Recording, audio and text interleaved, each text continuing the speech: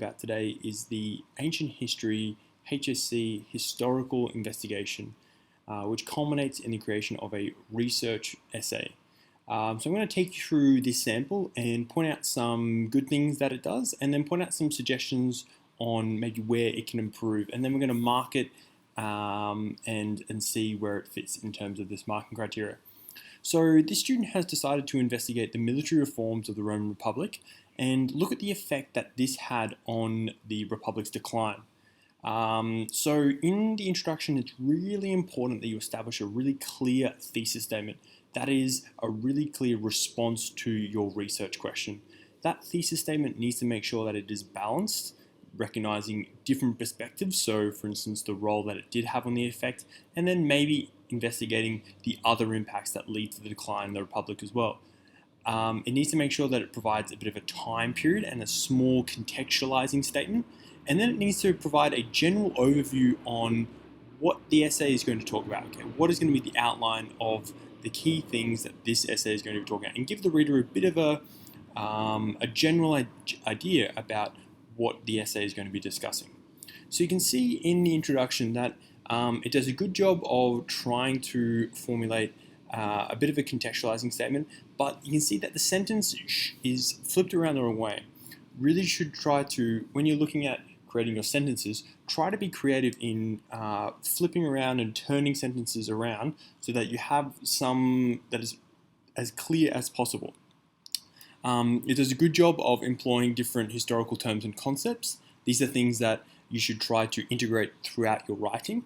And then it's got this really clear thesis statement here. So it says the modifications to the structure, organization, mobility, and weaponry of the military ensured Rome would be formidable.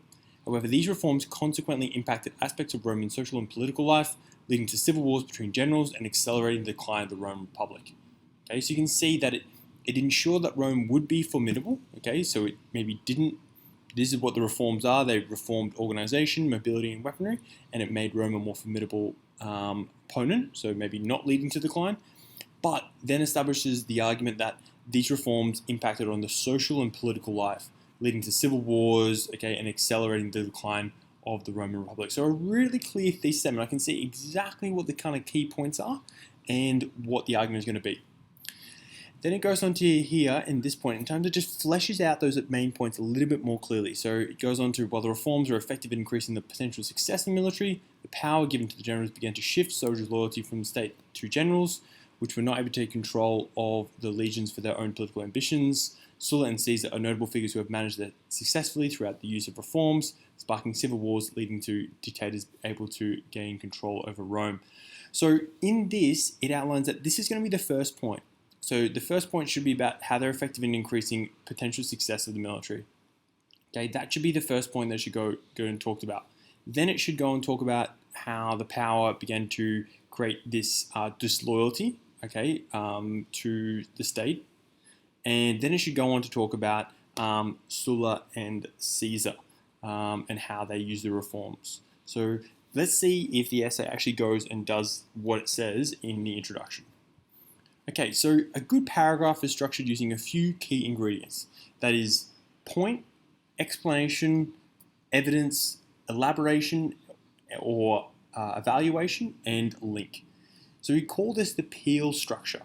In a good historical essay, you might use multiple times, you might use different explanation and evidence and elaboration. So you don't need to do each of these three things just once. Okay, you should have multiple forms of evidence. You should be continuing to elaborate on what the point is saying. And at key points, and when you use key pieces of evidence, you might include some evaluation where you should maybe mention the values of the source in relation to maybe the origin, the purpose, or the content. We're trying to make sure that we use reliable, credible sources that are accurate and that we can make sure that we trust. So the point sentence here, the reform from the manipula to the cohorta legion alongside the Marianal reforms formed an improved military marvel. Okay, so it does exactly what it says in the introduction. Okay, it says it was effective in increasing potential success in the military, and then it goes on to say that. So there's a clear match between what it says in the introduction and what it says in the first paragraph. You can see that in the explanation, okay, it gets a little bit confused, okay? Try to use some good sentence starters. So instead of before that, maybe prior to, Okay? And you really should make sure that you use academic language. So it then provides a really clear explanation. You can see all of the in-text citations that it has. So it's really got really clear use of sources. Anytime that you use a source and you write something that you learned from a source, it needs to be cited.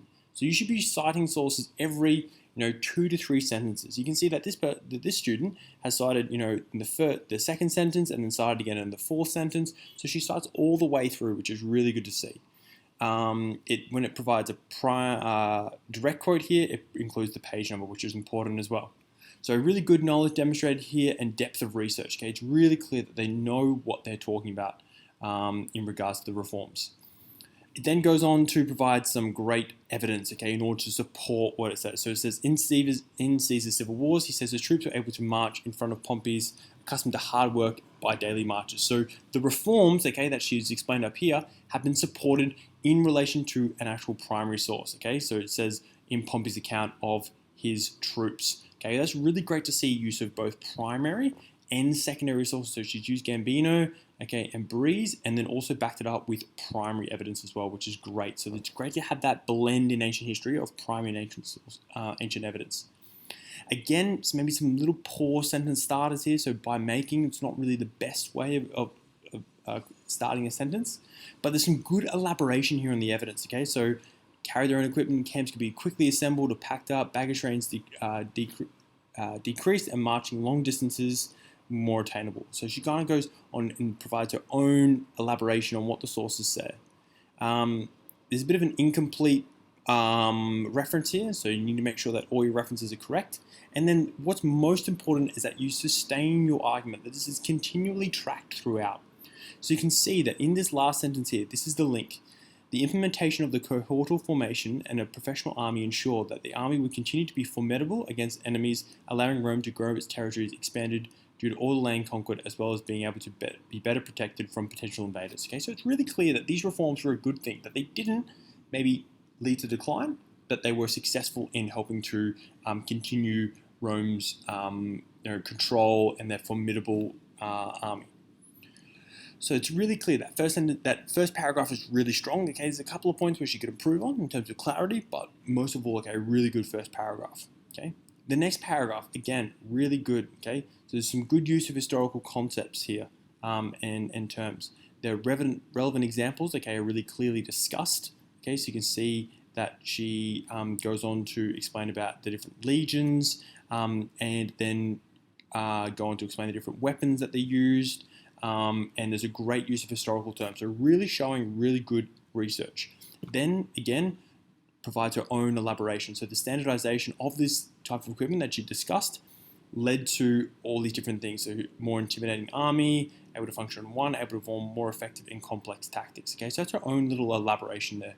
It would have been great for her to add some evidence in here of like what battles, maybe a particular event in which we could see these taking place, would have maybe strengthened that a little bit more, but it's really good that she's forming her own elaboration on what the evidence is showing as well.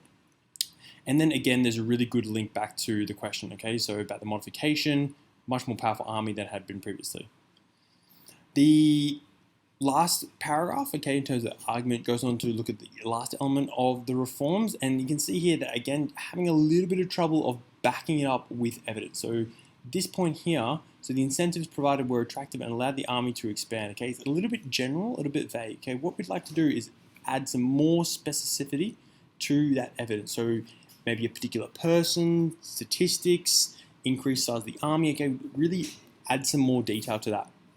You can see that she's gone on and provided a secondary source here, and that adds a little bit, but maybe it'd be good to add some more primary evidence into that point. And again, there's a good transition, okay, and balancing the argument, okay, which have dire ramifications in the future for Rome. So I can see that now she's going to transition to her counter-argument, okay, of how the reforms were, maybe the negative impacts of the reforms and how it potentially led to the decline of Rome. So there's a really good transition argument there. Her first point here in her counterpoint says that Sulla was the first general to realize the potential reforms in using the loyalty of his troops to advance his own political ambitions. So this is where we see in her introduction, her bringing in and really clearly mapping out the points that she had established in her introduction. Again, it would have been really good to make sure that she sustained her argument a little bit more clearly by linking back to the reforms, okay? So using what she had said before and just linking and just having that consistently running through the essay. There's a really good use of relevant dates included, okay? And you can really see that it's really well researched, okay? She knows exactly what it's talking about. You can see that this point here, you should really try to link back to the reforms, okay, and explicitly of how he used them to his advantage. Okay, so it's a little bit vague here. So since the army had large influence on politics, soldiers were able to rise up the ranks, okay? Where do we see that in the reforms, okay? You need to make that connection and that relationship from this is the effect to how we're seen in the actual cause, being the reforms. You need to make sure that that relationship is really clear, especially when you're doing cause and effect in a historical essay. So you need to make sure that you have evidence not only of what the effect was, but evidence of the relationship between the two as well. So again, need to form a closer link between the reforms and the negative effects. So that could be really, this point provides some good argument on what the negative impacts were, but the relationship isn't always as key. Again, she does a good job of looking at the transition between the two. So while Marion's actions had good intentions, he didn't anticipate that his reforms would have a long-lasting consequences for Rome, acting as a catalyst for the decline of the Roman Republic, leading to further calamities. Okay, so there's a good link back up to the thesis statement, and then there's a nice little transition, okay, with the idea of further calamities, which I'm sure she's going to talk about in her next paragraph. Okay, so what I mentioned here, okay, is could this paragraph been put first, okay? Just in terms of better chronological order. Maybe would have been in terms of better organization. So it's not only in terms of how you structure your paragraphs, but in what sequence that you put them in to make sure that it's as clear as possible. So her counterarguments, although they provide really good evidence of the effects, okay, it could have been backed up with a little bit more evidence, okay, and discussion of how both Caesar and Sulla manipulated the reforms to their advantage, okay, and the Republic's detriment. That is something that really needs to make sure that's really clear. So it's a little bit unclear, okay, what elements of the reforms that they used in order to, lead to the decline of the Republic. So that connection needs to be a little bit more established here.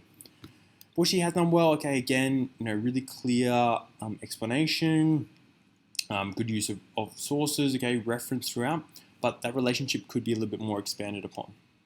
So we've drawn, okay, and coming back to the conclusion. So we should be able to see a general idea about and a general argument forming, okay, in relation back to the thesis statement. So you can see here that they've really linked it clearly. So the modification to the structure and weaponry of the military could ensure that Rome would be formidable against enemies. However, these reforms consequently impacted aspects of Roman social and political life, leading to civil wars between generals and the decline of the Roman Republic. What she didn't do is she didn't really explore what these civil wars were, okay? So you really need to make sure that you expand on that a little bit more in order to establish that connection. It doesn't need to be much, okay? 1 to 2 sentences, okay? But you really need to make sure that you establish that causal link between whatever you're discussing and the question, okay? Because there's a little bit of a disconnect there. The conclusion is a little bit repetitive, and you need to make sure that in your conclusion that you don't bring any new evidence in. So for instance, she mentioned Civil War, but she hasn't really expanded on it in her essay. So it's a little bit, it doesn't really link with what she said. Overall, it's a solid conclusion. It's a little bit repetitive and maybe could be condensed and maybe clarified, but it does a really good job of kind of bringing all the main points together, which is what a conclusion should do. Her references are well organized. Okay, you need to make sure that you organize them in alphabetical order, and she used a range of sources, okay, both primary and secondary, which is good to see. So if we go over to the marking criteria here and have a look at what the essay does well, okay, it did establish a clear argument and sustain throughout, okay, good use of linking sentences throughout, which is really good to see. It did use a good range of evidence, okay, but as I said, okay, in the second half of the essay, could have been definitely more consistent. The paragraphs were definitely well organized, but again, could have maybe sequenced them in a more appropriate format.